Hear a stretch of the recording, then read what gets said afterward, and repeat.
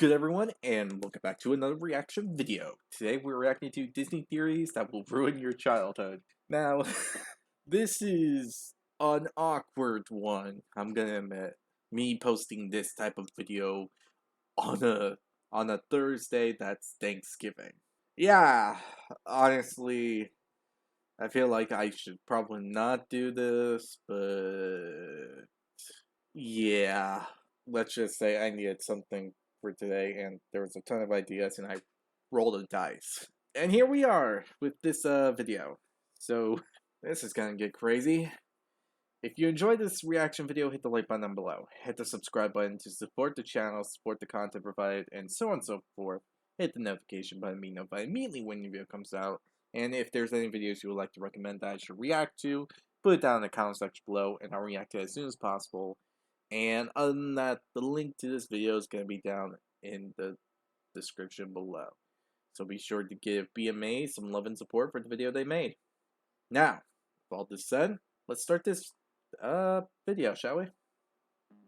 Disney fans and haters alike, brace yourselves because your nostalgia is about to be shaken to its core. Today we're diving into the most disturbing Disney theories out there. From eerie character connections to the secretly sinister symbols used by characters and Disney Parks employees. Oh, oh, okay. I understand the subject now. I thought it was gonna be way worse, like very very bad, like connecting to the old Disney connections to the original stories. Okay, never mind. Actually, that still might be a case, so I don't know what to expect. Get ready to make your final wish upon a star. Let's explore the twisted Disney theories that will ruin your childhood.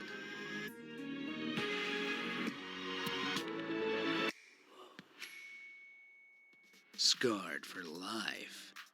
Ask any millennial about their most traumatizing movie moment, and many are sure to mention the stampede scene from Disney's 1994 classic, The Lion King.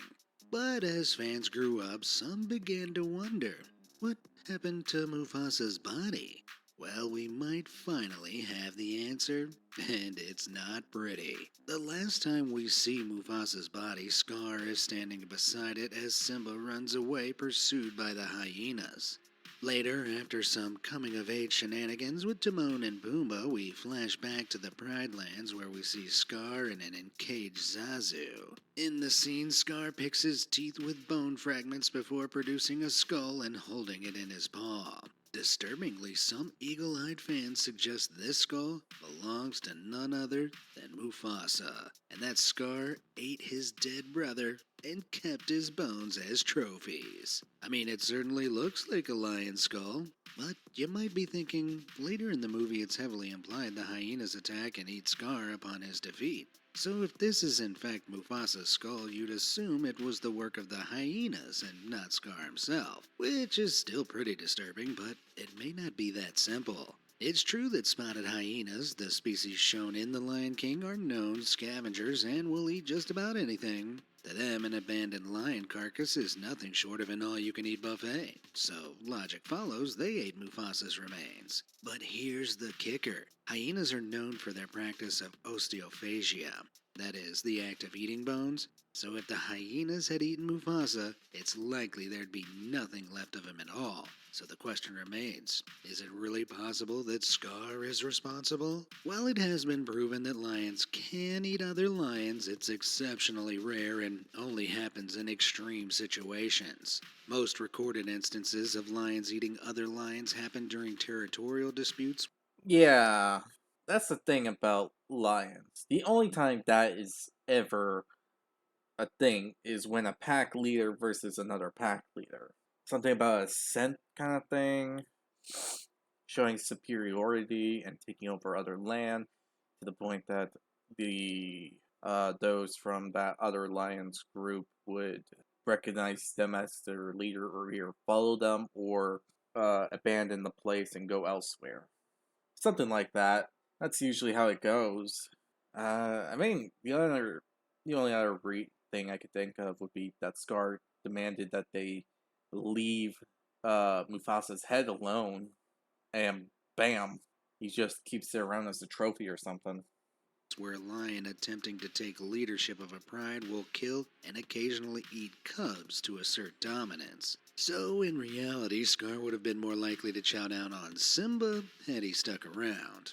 As for the skull, while it does resemble a lion skull, it's arguably closer to a baboon skull, a creature frequently eaten by lions. All that Hmm. aside, the inclusion of the skull may be more symbolic. While most Disney movies are based on fairy tales and folklore, The Lion King is loosely based on William Shakespeare's tragedy Hamlet. In one of the play's most famous scenes, the titular character holds up a human skull during one of his monologues. So it's quite possible the skull Scar pulls out is merely a reference to Hamlet's most recognizable motif. Nevertheless, I still wouldn't put it past Scar to keep his brother's skull if the opportunity presented itself.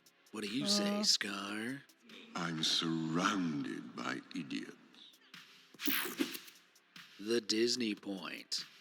If you've ever Disney visited Point. a Disney park, it's easy to see that everything from the rides to the snacks are meticulously designed to delight guests at every turn.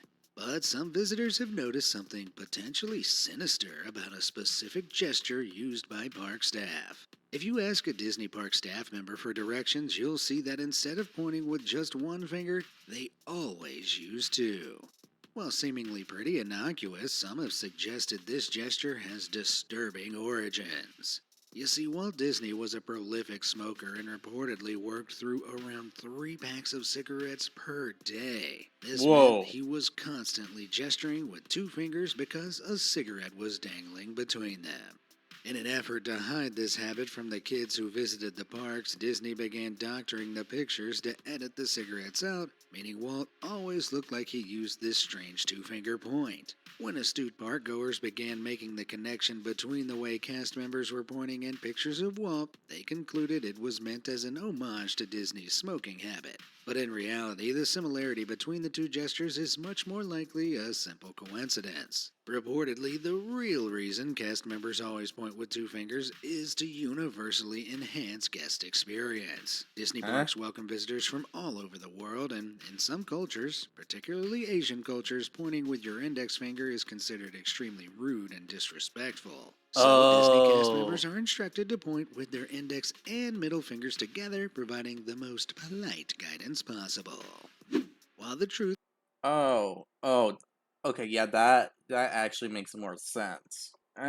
If it was the the original thought, then yeah, that'd be pretty dark. But you would most likely want to keep that kind of thing out of mention. So yeah.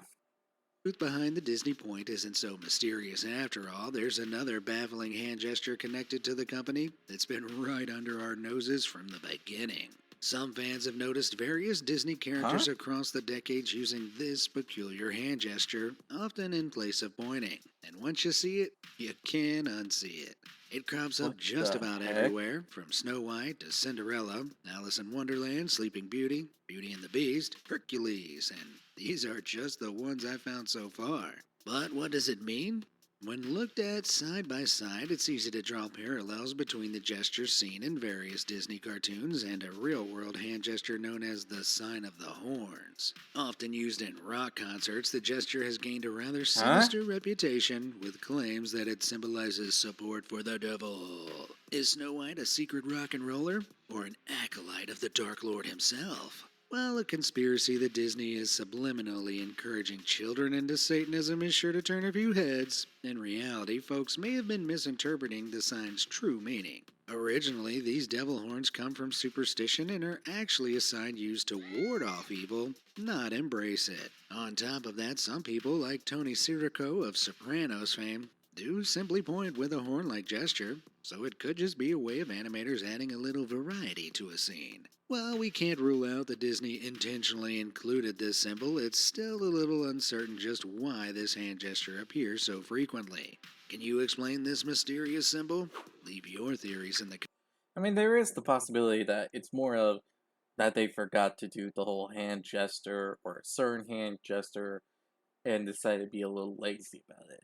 I mean, That has happened here and there, and they try to make it look casual as possible. At least that's what I think. I could be completely wrong about the matter, but yeah, that's my thought process on it. Comments below. Whoa, what's this? It's only our brand new, fun, and frantic trivia card game we've been developing for years. We've packed it full of all our most interesting facts, and whenever. Okay, no, I'm not doing advertising. If you want to see the thing, then you're gonna have to do it. Then you're gonna have to check out the original video yourself. So, there we go. Huh? In the Disneyverse, there's usually a pretty Girl? clear line between good and evil, but this next theory suggests that two characters on opposite ends of the scale may in fact be the same person. What if What? Mother Gothel from Tangled is actually Megara from Hercules? I don't see I it. know it sounds wild. Meg is a hero while Gothel is a villain, and they lived centuries apart. But Flynn Yeah. explains in Tangled's introduction that Mother Gothel has lived for centuries thanks to the rejuvenating powers of the magical Sundrop Flower. But where did the Sundrop Flower come from? In Tangled, we learn the magic flower grows from a drop of sun that fell from the sky and hit Earth. But what if this story is just a muddled metaphorical myth within Rapunzel's world? What if the flower's power actually comes from the son of a god, not the sun in the sky? Think about it. The animation of the golden droplet in Tangled's closely mirrors the scene of Hercules falling to Earth. Hades even calls Hercules Sunspot multiple times in the movie. Plus, remember how immortality in Hercules is depicted with a golden glow? That's strikingly similar to the Sundrop Flower and Rapunzel's glowing hair. The theory suggests that after Hercules gave up his immortal life to be with Meg, and he subsequently died a mortal death, Meg became obsessed with possessing anything representing her lover. The flower, of which the immortality given powers and glow may have seemed to represent Hercules, left Meg desiring ownership of it. If Mother Gothel really is Meg, this might explain how she became so twisted over time. Meg was heartbroken after being abandoned by her ex-boyfriend before meeting Hercules. Then Herc gave up his immortality for her, only to die later, leaving her devastated and abandoned once again. Over time, her cynicism towards love returned, making her self-absorbed, vain, and obsessive. If the golden flower entangled is linked to Hercules, it could be the last remnants of him, ironically keeping Meg as Gothel alive and later flowing through Rapunzel, whose hair carries the flower's power. Perhaps the biggest piece of evidence of all is both Meg and Gothel use a certain unique phrase. Oh, stop it, you big lug. Get out of there, you big lug, while you still can. Coincidence? Despite all the evidence, there's one big problem. Gothel uses the Sundrop Flower to maintain a youthful appearance. If she were Meg, she should surely look pretty much identical to how we see Meg and Hercules, right? Yeah, that'd be kind of the point. Then again, the animation styles are different, so how can we know for sure? Well, we can't. So I'll leave it up to you to decide. I highly doubt it, for multiple reasons. One, eyes and hair, they don't look like they match. At least to me. They don't look like anything similar to one another. Second, I'm pretty sure Meg dies before Heracles. If we're supposed to follow anything relating to the lore, then usually it's Heracles' life, and not life, wife, dies with their daughter. So, yeah, highly doubting that. If the Mother Megara theory hasn't convinced you, there's another Gothel origin theory you might find a little more fruitful.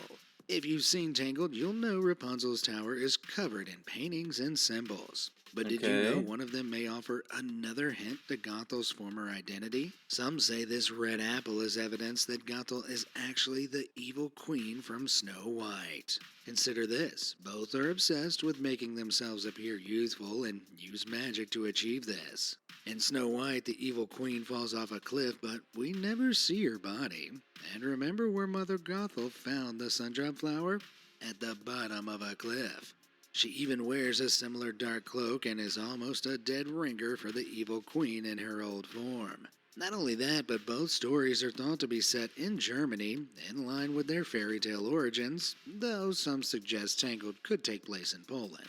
Neither location has been officially specified, but Okay, now that one actually makes more sense. a larger issue with this theory is the timeline.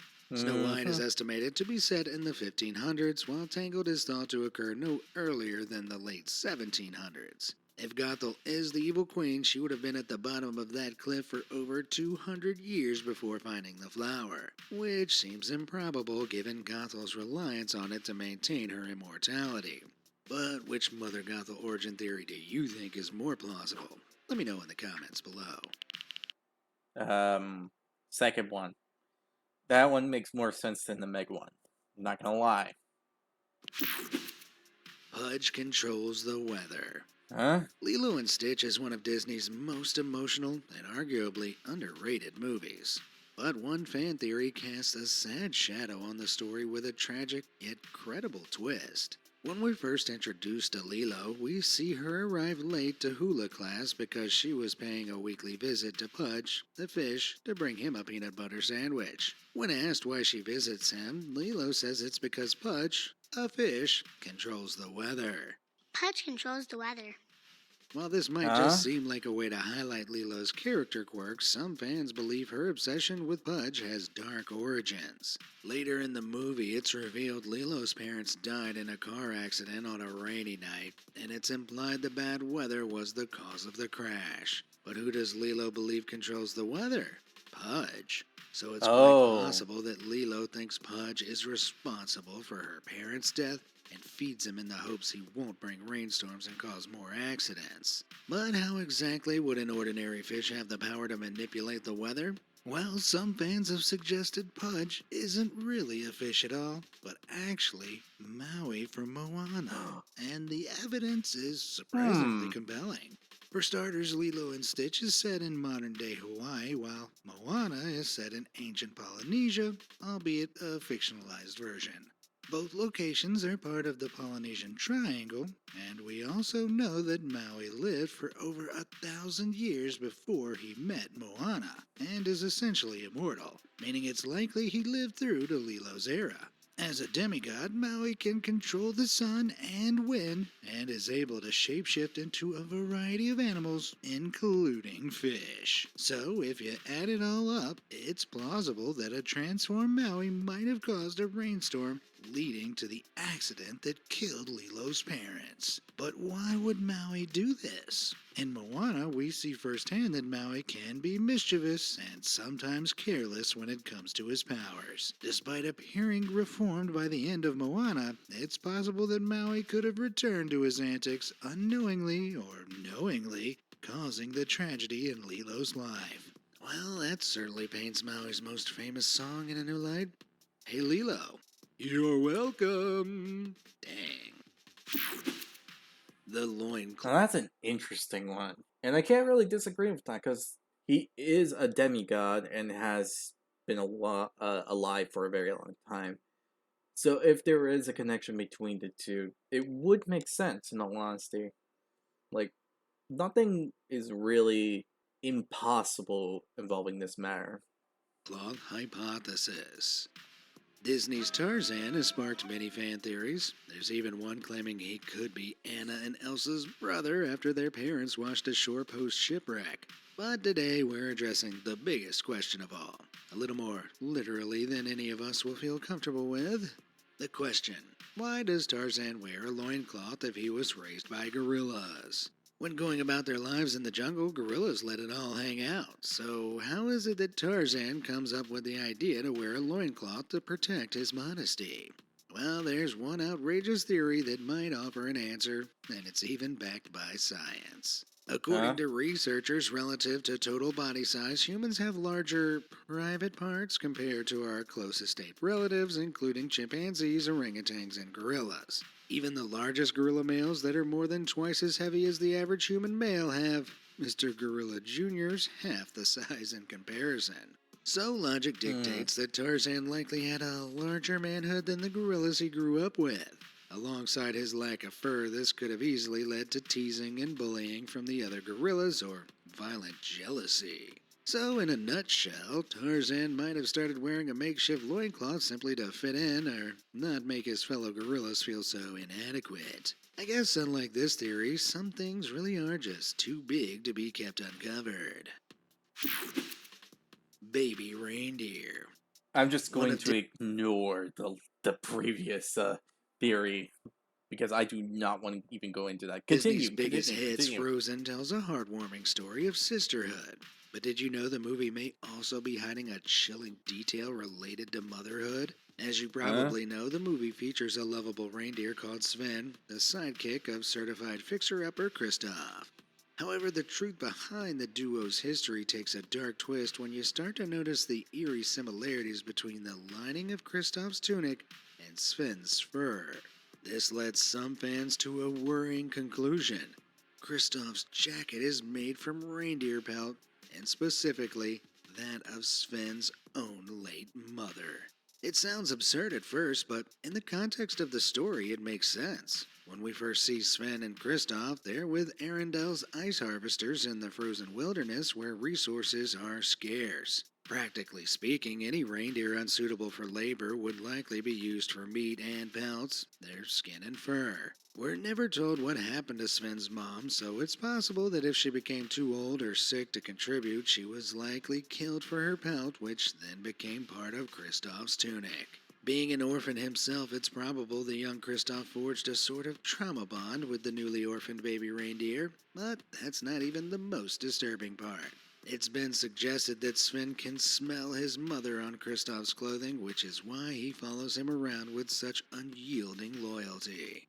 But it gets worse. In real life, scent plays a huge role for reindeer calves in identifying their mom. If Kristoff is wearing the skin of Sven's mother and thus her scent, it's very possible the baby reindeer grew up believing Kristoff is his mother. So, in truth, you could say Oh. Sven's relationship with Kristoff may be less buddy-buddy and more mama's boy.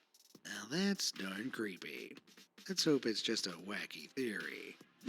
But the creepy details don't end there. Frozen is full. I'm gonna admit that I'm hoping that's not the case, because that is morbid as hell. Besides that detail that I wish I can now forget from my mind.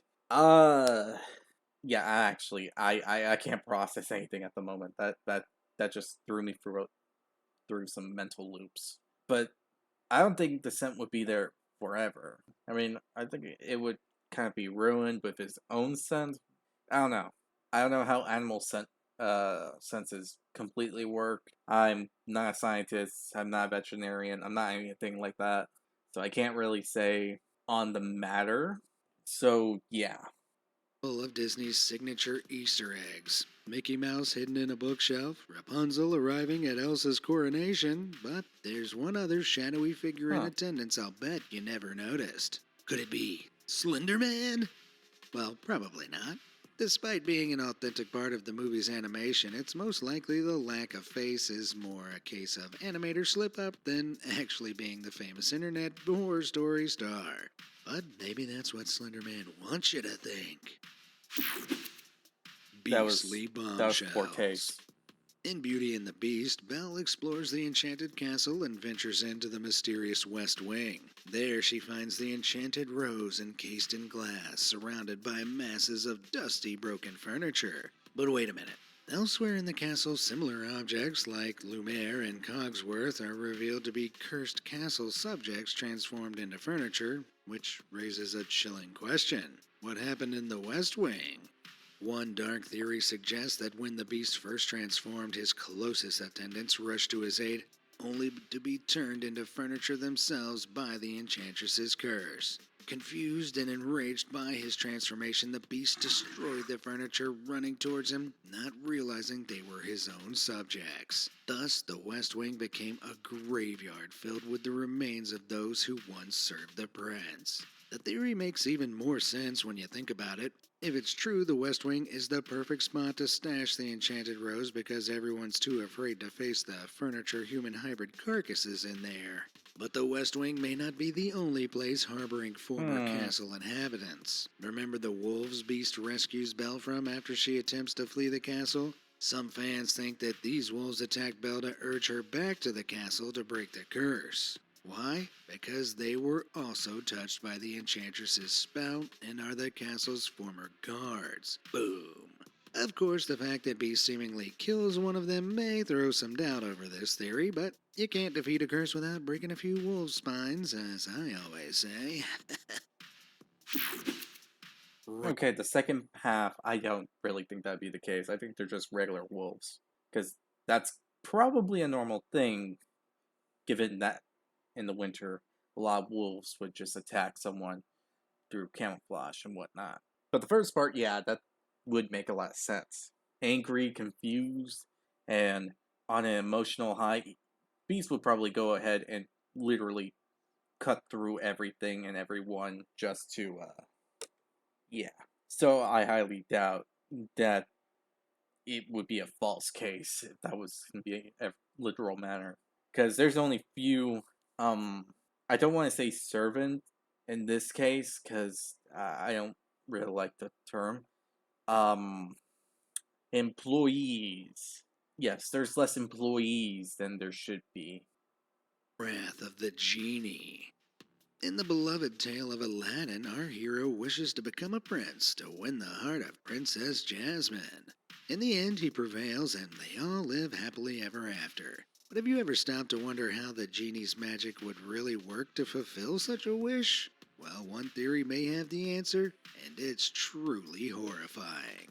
When Aladdin wished to become a prince, the theory goes that rather than just granting him wealth and status, the genie made Aladdin a true prince by secretly integrating him into an existing royal family's bloodline. In the context of Agrabah, a prince by definition would typically mean the son of the reigning monarch, which in this case is the Sultan. So, technically speaking, the most straightforward way to make Aladdin a prince was to make him the son of the Sultan. But that means, that's right, it would make Aladdin Jasmine's brother. The genie is known for his playful and mischievous nature, and so by making Aladdin Jasmine's brother, he would technically fulfill the wish with gross consequences. However, this theory kinda falls apart considering that Aladdin becomes Prince Ali of Ababwa, not Agrabah, meaning the likelihood of him becoming related to Jasmine is 0 to none. But that doesn't mean there aren't other potentially sinister consequences to the wish. Aladdin's wish was not to seem like a prince, but to be one. This implies a kingdom to rule. Thus, the genie had two options: overthrow an existing kingdom's rulers or create a new one. Given that Jafar hadn't heard of Ababwa, it's possible the genie created an entire kingdom out of thin air. This means creating citizens, buildings, animals, and an economy. But how did he do this? Did the genie create life or kidnap people? When Jafar undid the wish, what happens to these people? Did genie erase them? The implications are terrifying. While these are just theories, it does That, that is a good question, now that you think about it. Well, I have to say that making Aladdin the son of the Sultan wouldn't really be the case. At most, it might be more of a adopted son. Doesn't make it right, though. Still makes it pretty weird. But, it's better than being biologically related. I'm not gonna lie. That is probably worse. That's probably very worse. But the second one, I don't remember how he phrased it. I might be thinking of something else, but when I think about what was being said, yeah, I can't really think of it in a proper way. Because Genie said he couldn't make people fall in love, he couldn't kill people or make infinite wishes. If actually, I think people might. Genie didn't say he could create life. That's a weird one. I like to think that creating life and taking a life are one and the same. Oh wait, no, he couldn't bring back the dead. Yeah, that was it. Well, maybe he can take away and give life. Either way, he's a bit of a dice roll. make you wonder about the mechanics of the genie's wish-granting abilities. So if you ever find yourself in possession of a magic lamp, best to be as specific as possible with your wishes. You've been warned. Dead men tell no tales. Famously known as the happiest place on earth, a visit to Disney's theme parks is on almost every kid's bucket list. I mean, However, not what I'm about to wrong. show you may make you think twice about stepping onto their grounds. Over the years, there have been numerous claims of ghostly presences lurking at various Disney parks, Eh? and some have allegedly been caught on camera. Check out this clip from 2009 captured by a worker reviewing CCTV footage of a maintenance test at the California Park's Tower of Terror.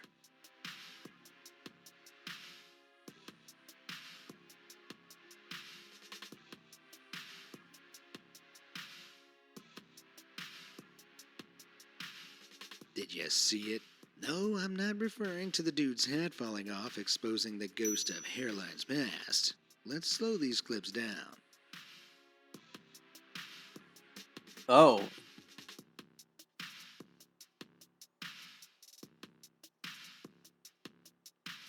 Spooky, huh? We see a couple of strange human-shaped figures appear intermittently, and while there's no official explanation for this, some online have theorized that the glitches may either be the result of distortion of worn recording tape or some glitchy combination of other footage of people on the ride merged through some compiling error. Others are certain that we're seeing ghostly specters, but I'll leave that up to you. This footage, also captured at the Tower of Terror ride, is equally tricky to explain. Just outside the window, it looks like a ghost is sitting on the ledge and then vanishes. One possible explanation outside of anything paranormal is that the ride does include ghostly holograms, though it's difficult to make out any glass the hologram may be being projected onto. While these creepy clips may simply be a result of light trickery or camera glitches, we can't say for sure. But this isn't Disney's only potentially deadly secret. Because, of Huh. course, to haunt Disneyland, you presumably need to pass away there. And while most expect to have the time of their life at a Disney theme park, get this. Supposedly, no one is allowed to die at Disneyland. This popular theory suggests that Disney can claim no one has ever met their maker in their parks because they ensure any victims are taken off the property before being officially declared deceased. Unsurprisingly, Disney has never directly addressed these accusations, but some former employees claim it's company policy to avoid on-site declarations of guests passing away.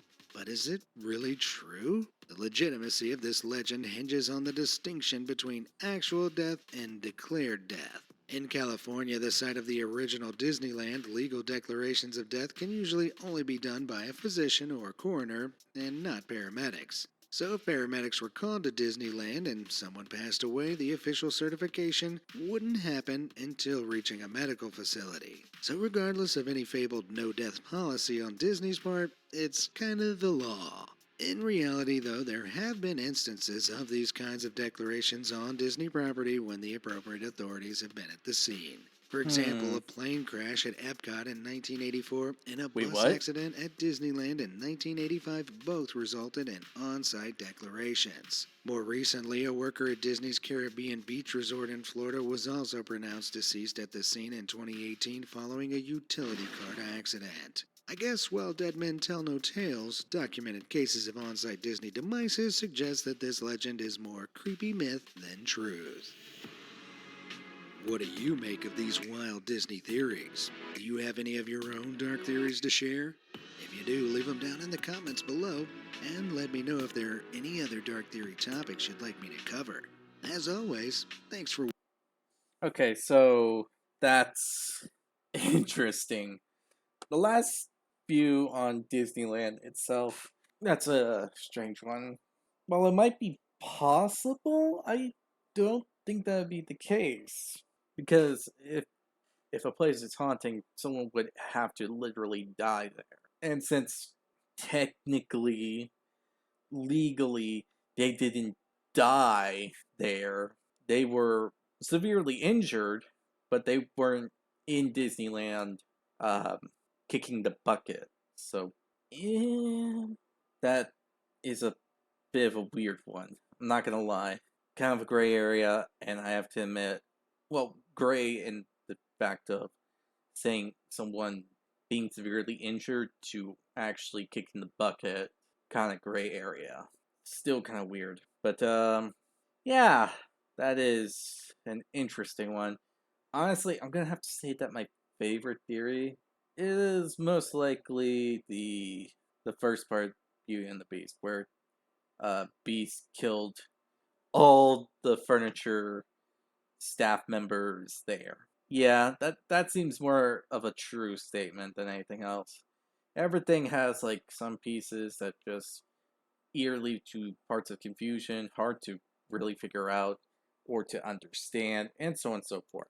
At least that's what I think about the matter.